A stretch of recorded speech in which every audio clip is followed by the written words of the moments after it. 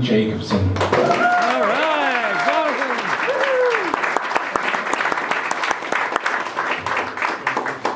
Well, it's good to see everybody here, and so many people out of district. You got a lot of people that can't vote for you. That means you got to get more money from them. Yes. And Jeremy, you did a bang-up job getting those petitions. Where is he? Good job. Give this guy a hand.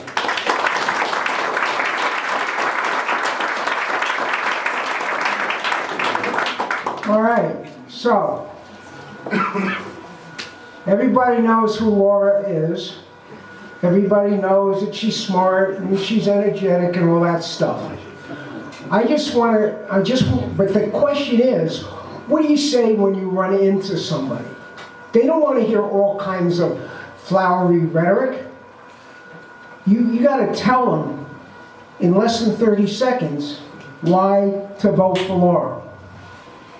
And it boils down to two words. She delivers.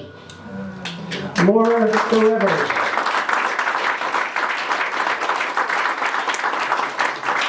And when you get somebody that's kind of cynical and doesn't vote or wants to give you a hard time, you say, what the hell do you mean by that? Well, I'll tell you what it means. It means that Laura was the one to get the sales tax reduction on gasoline through the Ulster County Legislature.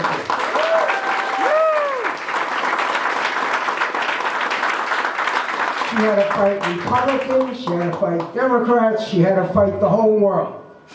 But Laura knows that, first of all, it was the right thing to do, and she didn't give a damn about anybody else because she cared about the district. And she knows that Marlborough and this whole area needs that sales tax reduction.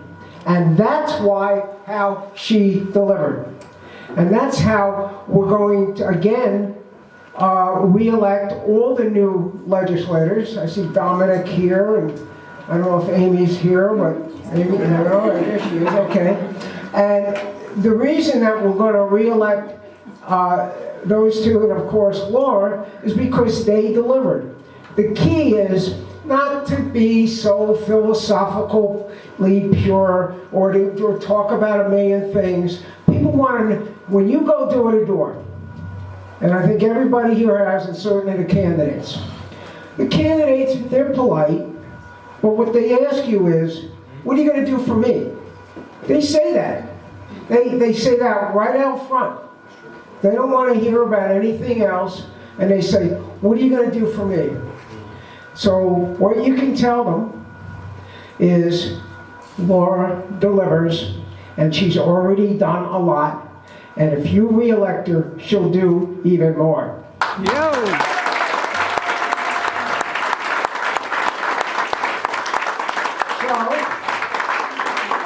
I think that's enough, and I think it's time, let's hear from Laura.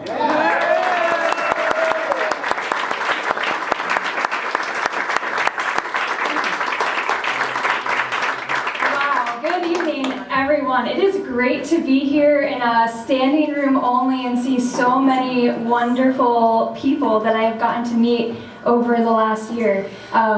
I think when we started this campaign a year ago, it was Eddie and I had a conversation, and Mark Campbell, as our deputy campaign manager, we had a conversation, and Mark said, you know what, Laura, I think you're going to win, but I think it's going to be 50 votes or less. And we know that's actually what it was. It came down to 36 votes.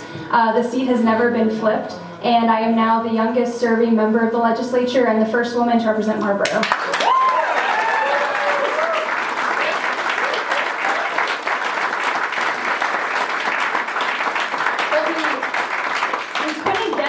Alone, right? This took a true village and a true community, and all of you here in the room helped contribute to that. And there's many more folks who aren't here tonight who also helped contribute to that. And I want to just start off by thanking Nostrano Vineyards for having us here in your beautiful winery.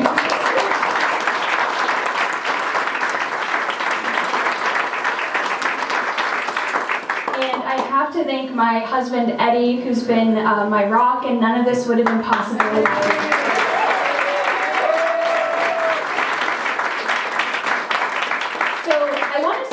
Tonight by asking a question. How many of you have been feeling overwhelmed lately? Yeah, I know, I'm not alone in that feeling. And that very question of what's keeping people up at night is exactly what's motivating me to wake up early every morning and get to work.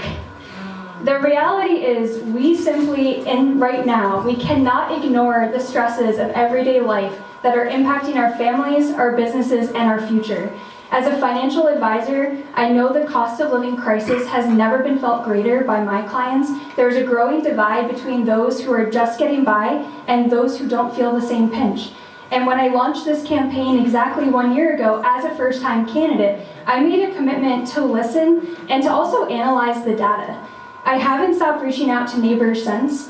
And as a team, over the last year, we have knocked on thousands of doors, we've made thousands of phone calls, we made over 1,200 phone calls on election day alone, and at times we've run out of people to call.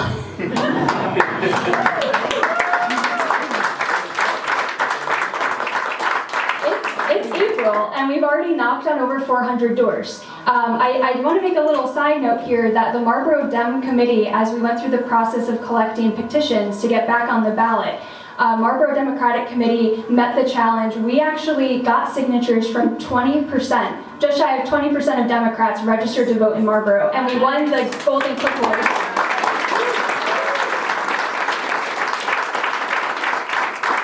And that's really because our volunteers coming off of the campaign back in November, they were saying, Laura, when are we going